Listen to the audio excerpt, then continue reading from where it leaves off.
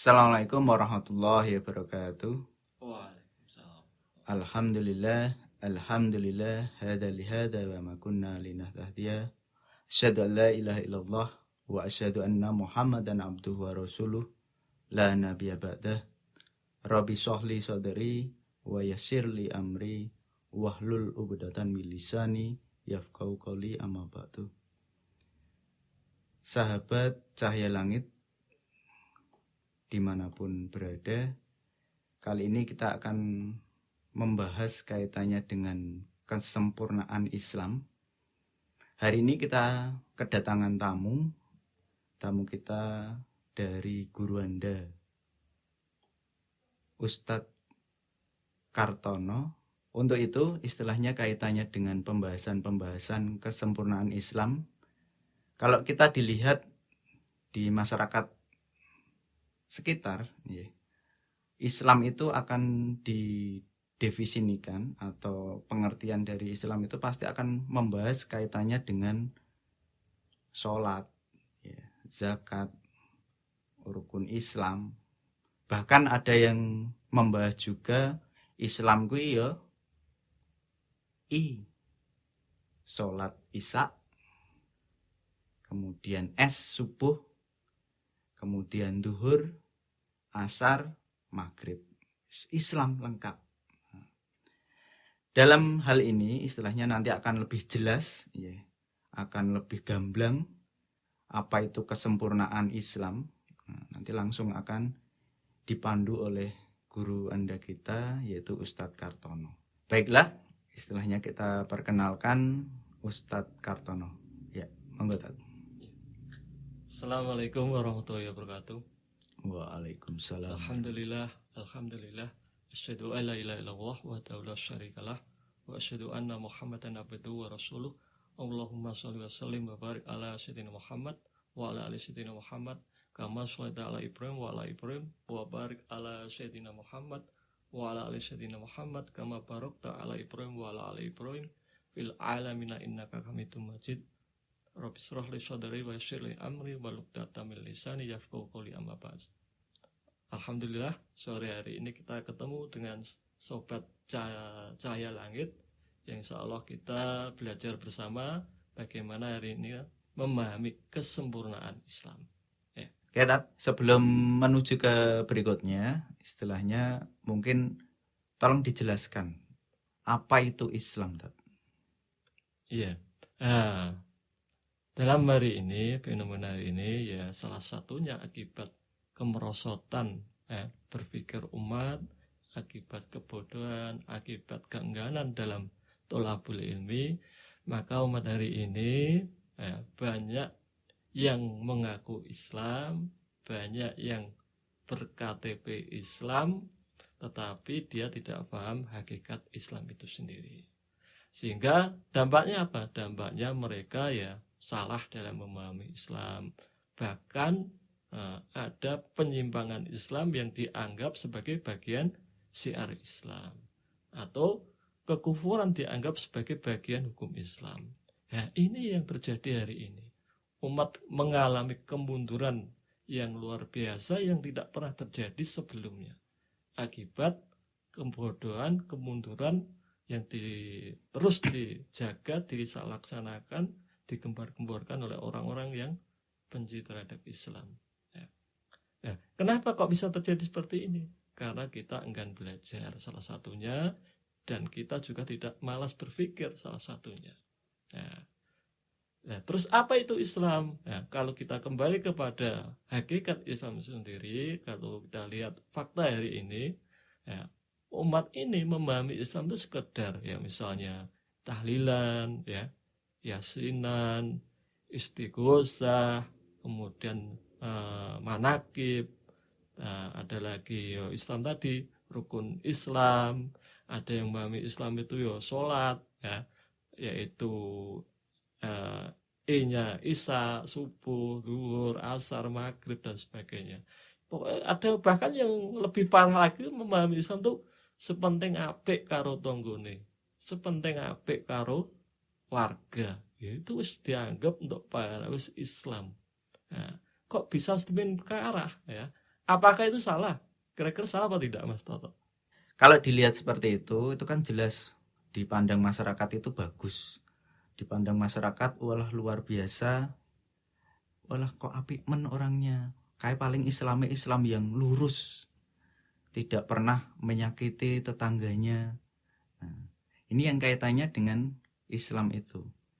Mungkin kalau Ustadz Kartono bisa menjelaskan apakah Islam yang kaitannya seperti itu, apakah pengertian Islam, Tad? Iya. Nah, kembali pada tadi ya. Jadi kalau kita pahami hari ini, banyak orang yang memahami Islam yang seperti itu. Salah apa enggak ya? Ya, kalau kita kembalikan ya tidak salah. Itu benar, tetapi belum sampai gambaran Islam yang sempurna. Jadi pemahaman seperti itu ya benar, tetapi kurang. Ya. Sehingga supaya umat itu kita sadar, paham, dan mengenal Islam yang seutuhnya, yang sebenarnya, maka pentinglah kita belajar thalabul ilmi, membuka kembali apa itu Islam. Kita sudah belajar masuk Islam berapa tahun? Kira-kira Mas Toto Cat lahir, Nah, layar cengar kurang lebih sekarang umur berapa? 40 tahun. 40 tahun. Baru mengenal Islam, mau sholat. Bahkan ada yang lebih parah lagi, sholat itu penting syahadat, mau syahadat tok dan sebagainya. Nah, inilah yang perlu kita luruskan, kita benahi dengan masyarakat. Ya. Kembali pada Islam tadi, jadi fenomena hari ini yang harus kita sampaikan kepada umat, kita luruskan pada umat. Islam itu sebagaimana kita dijelaskan dalam berbagai kitab karya ulama dan pendapat para ulama, ya, dapat diambil kesimpulan Islam itu al-Islamu wa dinul ladzi anzalahu ala sayyidina Muhammad sallallahu alaihi wasallam litang dimi ala qatil insan bi khaliqihi bi nafsi wa bi ghairil insan. Jadi Islam itu al-Islamu wa dinul ladzi, sebuah din atau agama yang diturunkan oleh Allah ala sayyidina Muhammad sallallahu alaihi wasallam, kepada Nabi Muhammad sallallahu alaihi wasallam. Ala qatil insan bi khaliqihi, yang tujuannya untuk mengatur hubungan manusia dengan khaliknya, dengan Tuhannya, wa bi nafsi, dengan dirinya sendiri, wa bi ghairil insan, dan dengan sesama manusia. Dari definisi ini, dari pengertian ini, maka kita dapat mencakup 3 cakupan ya. Cakupan yang pertama yaitu al-Islamu wa dinul ladzi ala sayyidina Muhammad. Islam itu sebuah din yang diturunkan oleh Allah. Ya. Berarti definisi ini membatasi agama yang bukan diturunkan oleh Allah. Kok bisa? Ya bisa karena di dunia ini ada 2 jenis agama. Kira-kira apa, Toto? Kalau setahu saya agama yang berada di langit, ya. Kemudian agama sing biasanya itu loh, enek menyembah berhala, kemudian sing kaitannya dengan dupa-dupa. Ya, itu betul ya. Itu agama apa ya itu, Tad? Ya, betul. Ringkasnya ya, di dunia ini ada 2 jenis agama. Ada agama samawi atau langit ya. Yang kedua agama bumi. Nah, agama langit atau samawi itu agama yang berasal dari wahyu, berasal dari Allah. Contohnya Yahudi, Nasrani, dan Islam. Sementara agama bumi, agama yang muncul hasil kreasi akal manusia. Jadi karena otaknya yang cerdas, yang pandai, sampai-sampai bisa membuat agama sendiri. Ini luar biasa manusia seperti itu ya, sampai bisa membuat agama sendiri. Contohnya apa? Nah, contohnya Hindu, nanti ada lagi Buddha, nanti kalau di Jepang ada Shinto, kalau dulu di Persia ada Majusi, nanti ada lagi agama, bahkan saya mengatakan Samin itu agama. Nah, kenapa? Karena memiliki konsep ya, mengatur hubungan mereka dengan Tuhannya, dengan sama manusia. Nanti akan jelas lagi. Jadi dari definisi pertama ini berarti menjelaskan agama yang berasal dari akal manusia berarti bukan Islam.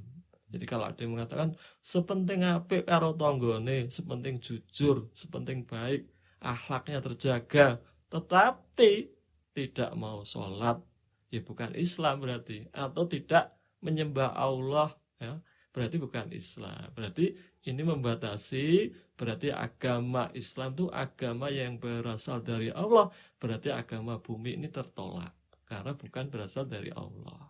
Terus gini, Tat. Istilahnya kan tadi ada agama langit. Agama langit kan tadi dibahas kaitannya dengan Yahudi, Nasrani, Katolik, dan Islam. Nah, apakah semua itu turun dari Allah? Kemudian yang membedakan agama-agama tersebut itu apa? Iya, ya nanti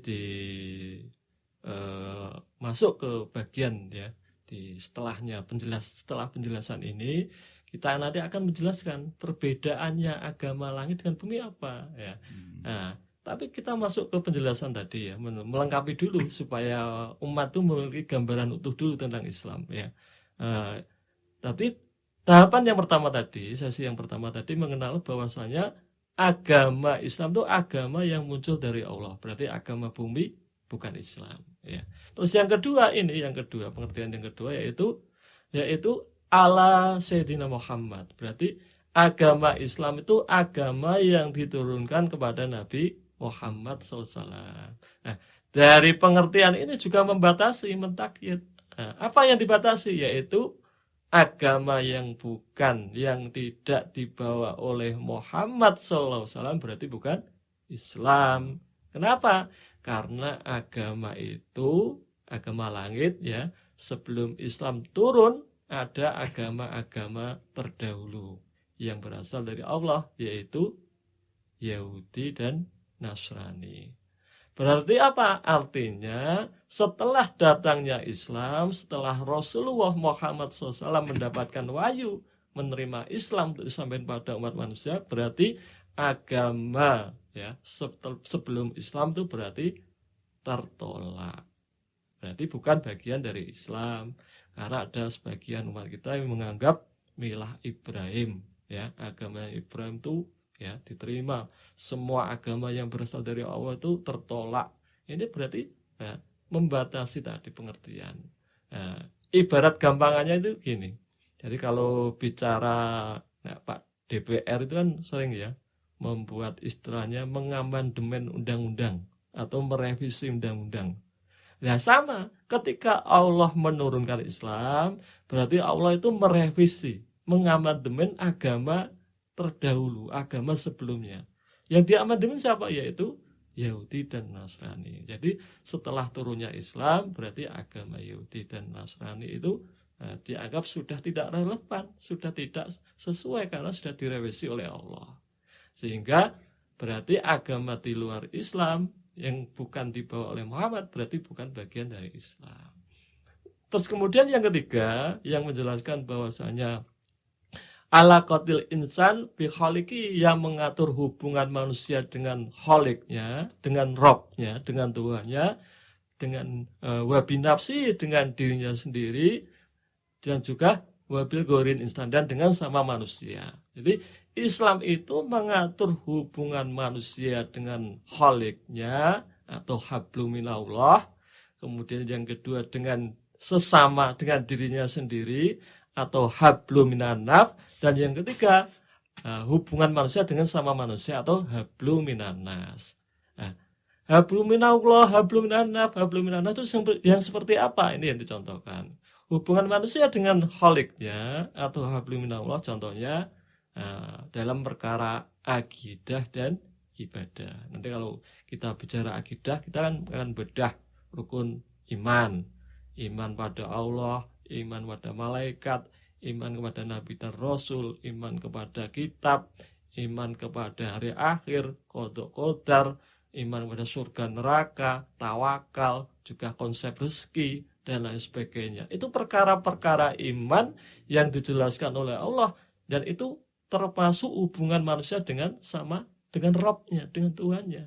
Jadi ketika kita mengimani, meyakini perkara-perkara tersebut, itu dalam cakupan akidah. Nah, kemudian dalam perkara ibadah, yaitu misalnya ibadah sholat, puasa, zakat, haji, sedekah, taat pada orang tua, ya, kemudian wakaf dan lain sebagainya ya. Baik nanti dibedah lagi ada ibadah mahdoh dan guru mahdoh, tapi tidak masuk ke sana. Nanti malah saya bingung ya. Nah, itu gambaran keutuhan Islam. Nah, lalu muncul pertanyaan, bedanya Islam dengan agama di luar Islam apa? Ini yang nanti disampaikan Pak Toto. Ya. Dari sini maka dapat diambil kesimpulan, Islam itu berarti berbeda dengan agama yang lain. Bedanya apa? Ya, jadi kalau agama-agama di luar Islam, kalau kita lihat itu hanya mengatur hubungan keakhiratan, hubungan ibadah saja. Ya, misalnya bagaimana mengatur atau hubungan hablum minallah saja. Jadi bagaimana hubungan dengan Tuhannya itu dijelaskan oleh agama di luar Islam. Nah, atau juga hanya mengajak seruan-seruan moral, itu agama di luar Islam. Sehingga apa yang terjadi? Nah, maka kalau kita lihat banyak orang-orang yang di luar Islam, apakah orang Yahudi maupun Nasrani, secara beragama dia memakai konsep agama Yahudi Nasrani, tapi dalam hal konsep ya, konsep yang mengatur hubungan manusia dengan manusia, jadi mengambil konsep lain. Nah, sementara Islam, ya, Islam itu mengatur seluruh aspek, jadi seluruh aspek kehidupan.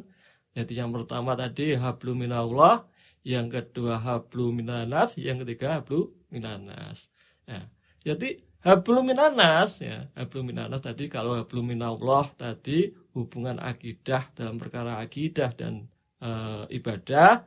Kalau hablum minallah, hablum minanas dalam perkara akhlak, kemudian umat, pakaian minuman ya, makanan minuman, kemudian malbusat atau pakaian.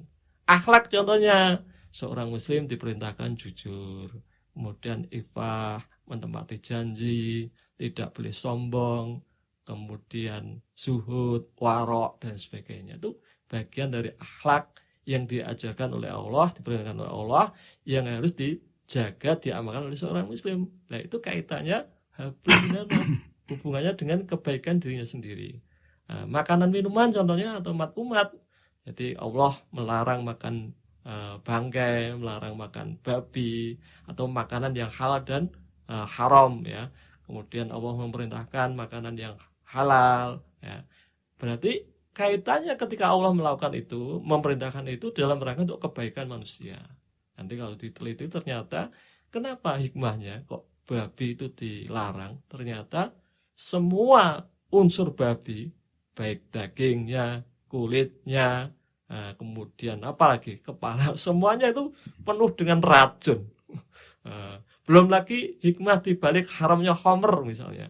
Khamr itu ternyata kalau orang minum khamr itu ibarat minum api, kayak tubuhnya terbakar. Itu menurut penelitian para ahli kedokteran. Artinya itu Allah itu benar-benar menjaga untuk kebaikan dirinya sendiri. Ya. Kemudian yang ketiga dalam perkara malbusat itu terkait dengan pakaian. Misalnya Allah memerintahkan baik laki-laki maupun perempuan untuk menutup auratnya. Ya. Nah, kaitannya dalam rangka untuk kebaikan.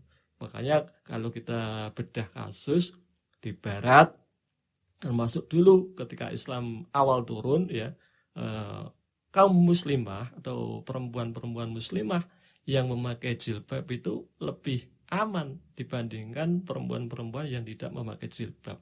Itu dari tindak kriminalitas di Eropa dan di Amerika. Kenapa? Karena itu dalam rangka mengatur hubungan dengan dirinya sendiri. Jadi baik-baik buruknya itu untuk kebaikan dirinya sendiri.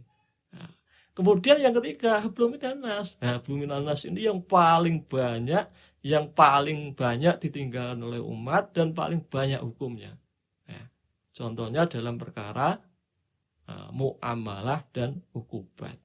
Muamalah nanti bicara ekonomi Islam, bicara sistem pendidikan Islam, sistem pergaulan atau interaksi sosial dalam Islam, sistem politik Islam, sistem pendidikan pertahanan, pemerintahan Islam dan sebagainya. Nah, ukubat dalam perkara tindak kriminal, misalnya Kalau ada orang mencuri, maka dipotong tangannya. Kalau ada orang berzina, dirajam. Dan itu semua dijelaskan oleh Allah. Dan ayatnya setiap hari dibaca, tapi tidak pernah diterapkan. Ya. Nah, itu gambaran kesempurnaan Islam. Yang paling gampang muamalah itu kan jual beli. Nanti, nah itu orang banyak nggak paham rukun jual beli, tapi sudah melakukan jual beli. Nah ini ya, harusnya bagi seorang muslim, semua perbuatannya itu diatur oleh Allah. Sehingga tidak ada satupun sekup atau wilayah atau perbuatan yang semuanya bebas dari hukum Allah. Nah, ini gambaran kesempurnaan Islam. Artinya apa? Artinya Islam itu mengatur seluruh perbuatan hambanya. Mulai bangun tidur sampai tidur lagi, mulai di kamar mandi sampai di negara, mulai di masyarakat sampai di keluarga, mulai berekonomi sampai bersosial, semuanya diatur oleh Islam. Ini luar biasanya Islam. Jadi kalau hari ini kita hanya memahami Islam itu sekedar sholat, sekedar puasa, berarti kita masih jauh. Artinya kesempurnaan Islam itu belum kita dapatkan. Maka disinilah pentingnya kita thalabul ilmi. Nah, yang menjadi kendala lagi ini permasalahannya, banyak hari ini orang Islam itu secara agama Islam, tetapi dalam hal konsep politiknya, karena mereka tidak menemukan ya, konsep di luar Islam, konsep Islam, maka dia mengambil konsep kapitalis atau sosialis. Ya. Kalau orang Barat wajar, karena agama mereka hanya mengajarkan hubungan keakhiratan, maka dalam bernegara mereka mengambil konsep kapitalis, sosialis, ya wajar. Tapi kalau orang Islam, Allah sudah menyediakan seperangkat aturan yang lengkap, kok malah mengambil konsep lain ya? Na'udzubillah min dzalik. Makanya harusnya bagi kita ya untuk senantiasa belajar memahami Islam, kesempurnaan Islam, sehingga kita paham gambaran Islam yang sempurna, sehingga seluruh amal perbuatan kita tuh akan terikat hukumnya Allah. Insya Allah itu sebagai awal gambaran Islam yang utuh atau samilan kamilan, yang ini tidak pernah ada dalam pemahaman umat ini. Oke, tadi kan membahas kaitannya pengertian Islam, ya, kemudian kaitannya dengan hubungannya kita dengan Allah, hubungannya kita dengan kita sendiri, hubungannya dengan manusia yang lain. Nah, kemudian yang pertanyaan berikutnya, istilahnya ruang lingkupnya Islam itu apa saja?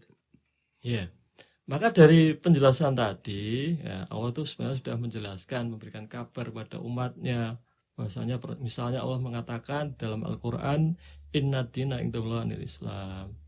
Sesungguhnya ad-dina indallahi Islam, agama yang diridhoi oleh Allah itu hanyalah Islam.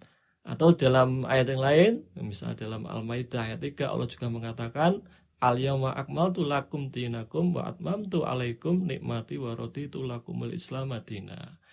Maka pada hari ini telah aku sempurnakan untuk kalian agama kalian, agamamu yaitu Islam, dan telah aku ridhoi, aku cukupkan untuk kalian nikmatku, serta aku ridhoi Islam ya, sebagai agama kalian. Jadi artinya apa?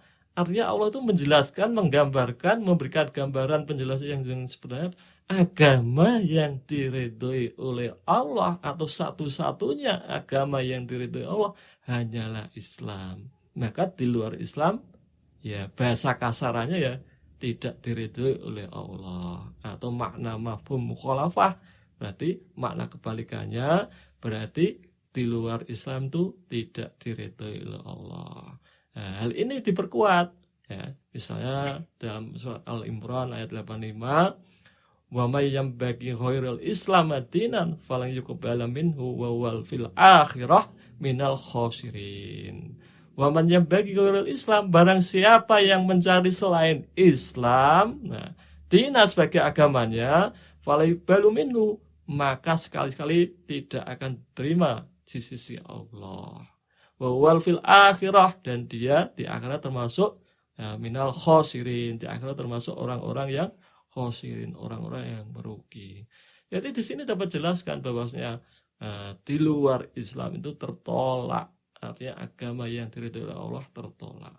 Jadi kalau hari ini pengen mendapat ridhonya Allah, maka kita harus mengambil Islam secara sempurna, bukan sholatnya saja, tetapi juga muamalahnya juga, ibadahnya juga, kemudian hablum minallahnya juga, hablum minannasnya juga, hablum minannasnya juga.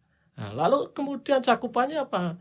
Dari definisi tadi, maka dapat diambil kesimpulan, dijelaskan, yaitu ruang lingkup Islam, nah, berarti mencakup seluruh dimensi kehidupan. Ya, yang ini tidak ada pada agama yang di luar Islam. Contoh agama, misalnya kita sistem ekonomi Hindu ada enggak? Nggak ada. Atau sistem pendidikan Buddha ada enggak? Atau sistem politik Kristen enggak ada? Kan enggak ada. Nah, di dalam Islam semuanya dijelaskan, mulai dari bab individu, bagaimana mengatur hubungan kita dengan sama supaya awak dhewe itu diatur jelas oleh Islam. Atau dalam berkeluarga juga dijelaskan oleh Islam. Dalam bermasyarakat juga dijelaskan oleh Islam. Dalam bernegara semuanya dijelaskan oleh Islam.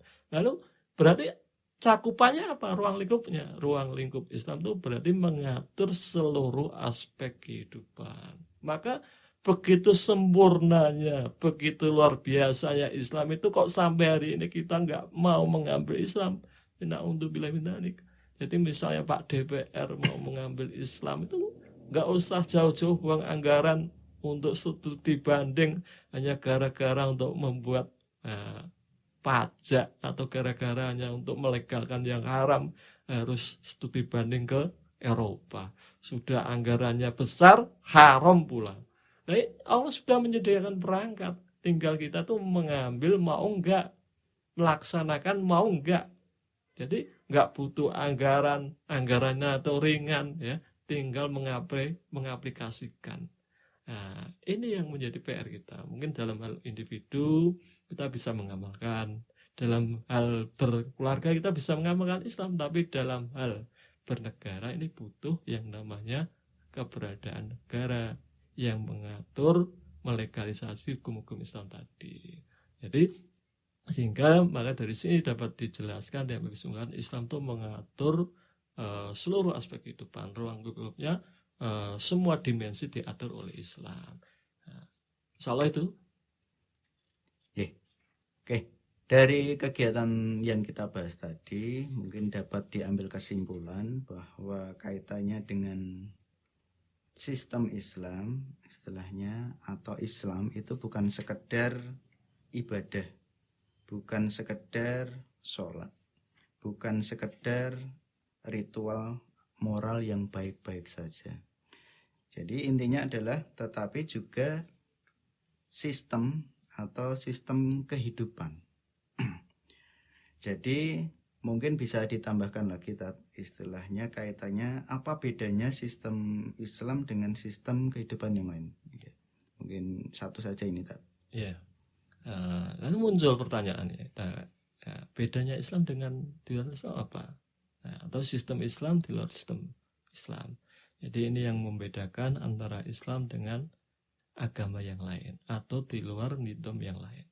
Jadi secara agama tadi jelaskan ya, di luar agama Islam itu hanya mengatur hubungan keakhiratan atau seruan moral, tapi Islam mengatur seluruh aspek kehidupan ya, mulai hablum minallah, hablum minannas sampai hablum minannas, mulai individu, berkeluarga, bermasyarakat sampai bernegara, mulai berekonomi, berpolitik, bersosial, semuanya diatur oleh Islam. Nah, ini yang kemudian menjadi kendala kita di tengah masyarakat yang mengalami kemunduran. Banyak orang-orang Islam yang karena ketidakpahaman Islam, secara akidah ibadah mereka menjalankan Islam, tetapi secara hablum minannasnya mereka menjalankan di luar Islam. Ya, misalnya mengambil kapitalis atau sosialis. Contoh paling gampang itu kan, ada orang mengambil sholat, rajin duha, rajin sedekah, tapi kerjanya haram, kerja di bank misalnya, itu kan, atau dia melakukan hal-hal yang diharam oleh Allah yang lain, misalnya menjadi bandar judi tapi rajin sedekah, ya, dan lain sebagainya. Itu banyak nanti. Jadi secara akidah dia masih mau berakidah Islam, tetapi dalam hal bermuamalah, dalam hablum minannasnya itu mereka memakai konsep dari ajarannya kapitalis atau sosialis. Kapitalis nanti ada ajarannya Adam Smith, sosialis ada ajarannya Karl Marx, CS dan sebagainya. Nah ini padahal Allah itu sudah menurunkan seperangkat aturan yang lengkap, kok malah mengambil ajaran manusia, ya. Maka kalau hari ini kok kita, ya, kemudian mengambil ajaran manusia, ya kembali kepada kemunduran sebagaimana masyarakat jahiliyah. Jadi orang-orang jahiliyah itu sudah mundur, kemudian dibangkitkan, kemudian menjadi masyarakat yang beradab setelah turunnya Islam. Kok kemudian kembali kepada kemunduran, yaitu tidak mau diatur Islam dengan alasan kuno, dengan alasan Islam itu tertinggal dan sebagainya. Artinya mereka itu tidak paham Islam, tidak mau belajar Islam, sehingga menjadi orang-orang yang tertinggal dengan Islam. Ya, insya Allah itu. Oke, dari pembahasan tadi yang kita bahas, ya, tadi sedikit kita simpulkan bahwa yang pertama tadi pembahasan bagaimana itu pengertian Islam. Kemudian ternyata Islam itu agama tidak membahas kaitannya dengan dunia atau keakhiratan saja, atau membahas hubungannya kita dengan Allah, dan tidak hanya membahas untuk dirinya kita sendiri saja. Ternyata istilahnya Al-Quran tadi banyak membahas bagaimana hubungannya manusia dengan manusia. Tadi dicontohkan oleh Ustadz Kartono, ya, semisal kalau ada orang yang mencuri tangannya, ya, secara otomatis kalau kita menggunakan sistem Islam maka dipotong tangannya. Atau sama halnya jika ada orang yang berzina. Kalau berzina itu dia sudah bersuami atau beristri, maka orang tersebut dirajam. Bagaimana kalau perzinahan itu dilakukan orang yang belum bersuami atau beristri? Secara otomatis didera 100 kali. Nah itu kalau kita menggunakan sistem Islam tadi. Jadi tidak hanya hubungannya dengan Allah, kita beribadah saja, sholat, ya, kemudian membayar zakat, tetapi ada luar biasa Islam itu mencakup semuanya dibahas. Nah tadi juga membahas istilahnya kaitannya dengan bedanya sistem kehidupan Islam dengan sistem kehidupan yang lain. Luar biasa dengan sistem kehidupan Islam, itu sangat luar biasa dibandingkan dengan sistem kehidupan yang lainnya. Sebelum kita tutup, mungkin ada yang perlu disampaikan lagi. Monggo Ustadz Katan. Oh iya, jadi dari pemaparan materi tadi kita dapat mengambil, ya, hikmah bahwasanya Islam itu agama yang luar biasa, yang sempurna dan paripurna. Jadi kalau Islam yang agama sempurna dan paripurna ini kok kemudian kita tidak paham, maka na'udzubillah min dzalik. Dan gambaran Islam yang sempurna dan paripurna ini ternyata pernah terlaksana dulu semenjak Rasulullah SAW di Madinah sampai Khilafah Utsmaniyah. Artinya Islam, ya, pelaksanaan Islam yang sempurna paripurna pernah ada ternyata selama kurang lebih 13 abad. Nah, disitulah kemudian muncul yang namanya baldatun thayyibatul wa rabbul ghafur, atau istilahnya gemaripah lojinawi, atau Islam yang rahmatan lil alamin, kedamaian, ketentraman. Islam ketika Islam diterapkan secara sempurna dan paripurna. Mungkin sebagai penutup saya mungkin berikan pesan kepada para pemirsa, yaitu dari surat Al-Baqarah ayat 208, bahwasanya Allah itu berfirman, ya ayyuhalladzina amanu udkhulu fis-silmi kafah. Hai yang beriman, masuklah Islam secara kafah, sempurna.